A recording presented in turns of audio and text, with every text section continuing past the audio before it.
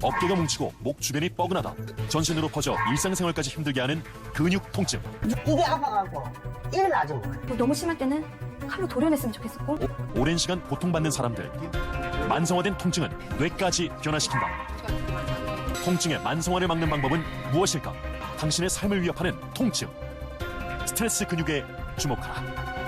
많은 사람들이 몸에 조금이라도 관심이 있다면 경직된 근육들을 풀기 위해 폼롤러, 스트레칭, 마사지 등 진실의 방으로 여러 가지 방법을 통해서 노력할 것입니다. 오늘은 내 몸이 왜 자꾸만 뻣뻣해지는지, 만성 통증의 원인 중 높은 비율을 차지하는 트리거 포인트, 우리말로 통증 유발점이 무엇이고 왜 생기는지, 어떻게 해결해야 하는지 알아보려고 합니다. 트리거 포인트는 근육 내 국소적이고 자극의 민감도가 높아진 단단한 띠이며 조직의 압박, 신축, 과부하 또는 수축 시 통증을 느낍니다. 해당 부위에서 멀리 떨어진 곳에서 통증이 전이되어 감지되기도 하는데 이것을 연관통이라고 합니다. 연관통은 신경계와 척수의 정보 처리 방식과 관련이 있습니다. 이런 경우는 흔히 찾아볼 수 있는데, 예를 들어 어깨와 목에 붙어있는 근육에 트리거 포인트가 발생했을 때 두통을 유발하기도 하고, 허벅지 앞부분의 근육에 문제가 생겨도 무릎에서 통증을 느끼는 경우, 허리 주변에서 발생하면 엉덩이로, 고관절 굽힘 근육에 발생하면 허리에서 통증을 느끼기도 합니다. 트리거 포인트는 잠복성과 활동성 두 분류가 있는데, 누르면 아프지만 평상시 통증이 없는 잠복성 트리거 포인트와 평상시나 활동할 때에도 통증을 느끼는 활동성 트리거 포인트로 분류되죠. 일상에서 관절이 저릿하거나 시큰한 통증 또는 담 걸렸다고 말할 때가 이에 해당되며, 이처럼 트리거 포인트가 생겨서 통증과 운동 제한을 겪는 질환을 근막통증 증후군이라고 합니다. 추간판 탈출증을 의심하고 내원했다가 근막통증 증후군으로 진단받는 경우가 60%에서 95%까지도 원인이라는 통계가 있을 정도로 큰 비중을 차지합니다. 근육에서 생겨난 문제이기 때문에 촬영을 해도 원인을 찾기 어려우며, 최근에는 트리거 포인트를 검사할 수 있는 초음파 장비들을 갖춘 전문병원에서 진료를 받을 수 있습니다. 참고로 증후군이라는 말은 아직까지 원인이 명확하게 밝혀지지 않았다는 뜻입니다. 트리거 포인트의 원인으로는 외상 또는 부상, 자세 불량, 반복 동작, 만성 긴장, 좌식 생활이 있습니다. 그냥 안 좋은 자세를 오래 유지하기만 해도 자세를 중립으로 돌려놓기 위해 일부 근육에 여러가지 수축 유발 물질들이 쏟아져 나오게 되고, 지속된 근수축에 에너지 위기가 닥치면 근육이나 장기에 혈액 공급이 부족하게 되면 허혈성 조직이 생겨나게 됩니다. 결국 트리거 포인트가 생겨나게 되며 이 과정을 에너지 위기 가설이라 합니다. 복잡한 표현들은 생략하고 간단히 말하자면, 근육 조직에서 일어나는 에너지 위기는 혈류 제한, 근육 조임, 근육의 화학적 불균형들이 다발적으로 일어나면서 악순환을 일으키고 통증으로 귀결된다는 것입니다. 마치 무자비하게 공회전을 하고 있는 레이싱카 같은 상황이죠. 에너지가 바닥난 근육 섬유에서 화학적 불균형이 만들어내는 이상 신호가 두 개의 신경그룹에 자극을 주는데, 바로 자율신경과 통각신경이죠. 즉, 통각신경의 화학적 불균형이 만든 비정상적인 화학신호가 통증신호가 나타나게 됩니다. 앞에서는 몸을 안 움직이거나 적은 범위에서 과도하게 사용함으로써 트리거 포인트가 생겼다면, 반대로 근육을 가동 범위 이상으로 사용하게 되었을 경우를 설명하겠습니다. 근육 안에는 근육의 길이 변화를 감지하고 근육의 수축 이완의 정보를 제공하는 근방추라는 감각 수용기가 있는데, 근육이 너무 빠르게 늘어나거나 과도하게 늘어나면 근방추가 자극을 받아 손상을 막기 위해 근육을 수축시키는 신경반사를 일으킵니다. 예를 들어 유행 중인 다리찢기 챌린지, 철봉에서 스킨 더 캣과 같은 동작을 초보자들이 한다고 가정했을 때 근방추가 과도하게 자극되어 비정상적인 전기 신호가 발생하면 근육이 지속적으로 수축하게 되죠. 힘줄이나 인대가 다치지 않아도 트리거 포인트가 형성되면서 통증과 운동 제한이 발생하게 됩니다. 다음은 반응 조직입니다. 조직의 손상이나 염증으로 인해 구조와 기능에 변화가 일어난 상태이죠. 반응 조직은 정상 조직보다 약하고 유연성이 부족하며 혈액 공급도 불량합니다.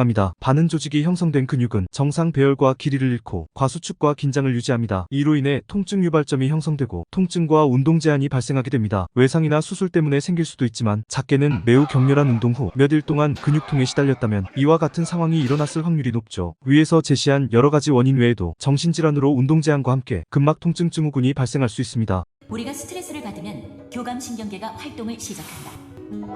뇌에서 만들어진 부신피질 자극 호르몬이 부신으로 전달되면 부신에서 스트레스 호르몬인 코티졸이 생성되어 전신으로 흐른다.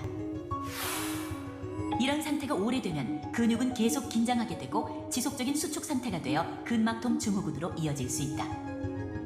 여기까지 시청하셨다면 이제 생각해봐야 합니다. 어제까지 운동 잘 돼서 뿌듯했는데 분명 자세에도 문제가 없었고 근육도 골고루 쓴 것 같은데, 그날 밤이나 다음 날부터 어깨나 무릎이 힘을 받으면 시큰하게 부상을 당한 것은 아닌지 의심되는 게 무엇 때문인지 이제는 답을 알겠죠? 그래도 불안해서 잠이 안 온다면 병원에 빨리 다녀오세요. 심리적인 문제도 개인 성향에 따라서 병을 만들어내기도 합니다. 마지막으로 지긋지긋한 통증 어떻게 해야 할까요? 우리나라 사람들이 가장 간과하는 것은 예방입니다. 운동 전문가로서 추천드리는 방법은 집이나 운동시설에서 자가근막이완과 스트레칭, 가벼운 가벼운 운동순으로 통증의 원인이 되는 근육들을 부드럽게 늘려주어 혈액순환을 원활하게 하여 너무 오랜 기간 통증이 지속하지 않게 하여 만성 통증을 예방하도록 합니다. 두꺼운 근육 부위가 단단히 뭉쳐 있거나 속근육과 겉근육이 유착되어 있을 때 딥티슈 마사지를 받아야 할 수도 있습니다. 운동선수들도 울면서 받는 경우도 있으니 관련 지식이 없다면 전문가를 찾아가세요. 올바른 운동은 근육의 손상이나 과도한 사용, 스트레스 등으로 인해 생긴 근력을 약화나 가동 범위 제한 등을 바로잡는 데 도움이 됩니다. 너무 약한 강도의 운동은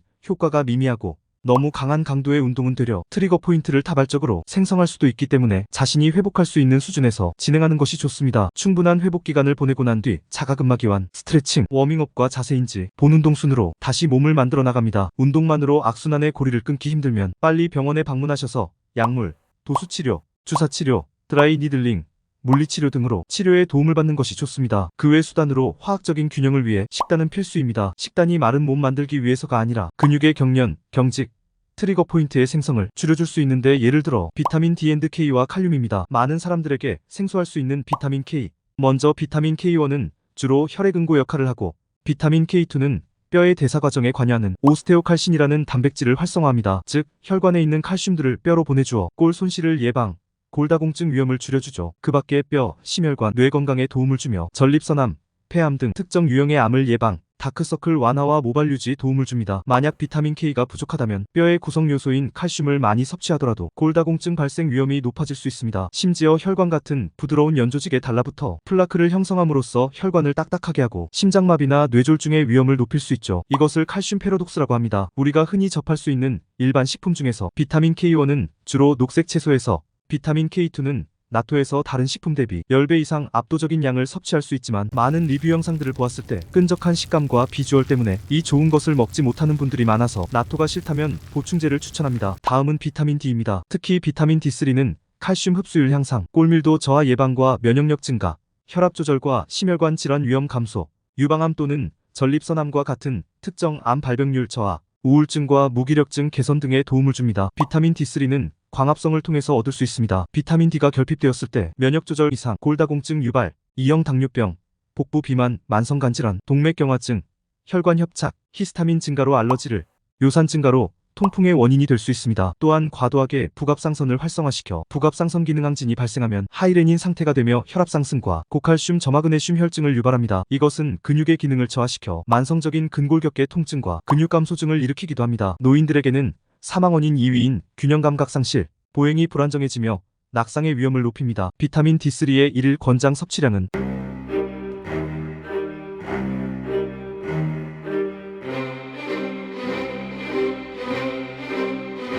비타민 D3와 K2는 함께 섭취 시 시너지 효과를 얻을 수 있다는 연구 결과도 많으니 여러 알을 복용하는 것이 힘드신 분들은 결합되어 있는 제품을 이용하시는 걸 추천합니다. 지용성 비타민들은 지방이 포함된 식품과 함께 적정량을 섭취해 주셔야 몸에 흡수가 잘 됩니다. 평소 비타민 D3와 K2 섭취를 신경 써야 연부 조직에 칼슘이 누적되는 것을 방지하고 트리거 포인트와 석회성 건염과 같은 질환 예방에 도움이 될 것입니다. 다음은 칼륨입니다. 칼륨은 나트륨과 함께 작용하는 체액의 주요 전해질입니다. 칼륨과 나트륨이 체내 균형을 이루며 신경 전달, 근육 수축, 체내 수분량 조절, 3-알칼리 균형 유지 이런 중요한 역할을 하게 되는데 불균형이 생길 시 부종이나 잦은 근육 경련의 원인이 됩니다. 문제는 현대인들이 가공식품에 익숙해진 만큼 나트륨 섭취는 늘어난 반면에 칼륨 섭취는 부족한 경우가 많기 때문에 식단을 계획할 때 신경 써주는 것이 좋죠. 칼륨을 자연식품으로는 과다 섭취가 일어나기는 어렵지만 신장 기능 장애, 특정 약물 복용, 많은 부분의 세포가 파괴되면서 다량의 칼륨이 심장으로 유입되거나 칼륨 보충제의 과도한 섭취로 인해 하이퍼칼레미아가 발생하여 심각한 경우 심장마비를 일으킬 수 있습니다. 보충제로 추가 섭취를 할 때에는 자신의 일일 섭취량을 어느 정도 감안하고 안전하게 복용하길 바랍니다. 칼륨은 보충제보다는 바나나, 감자, 고구마, 아보카도,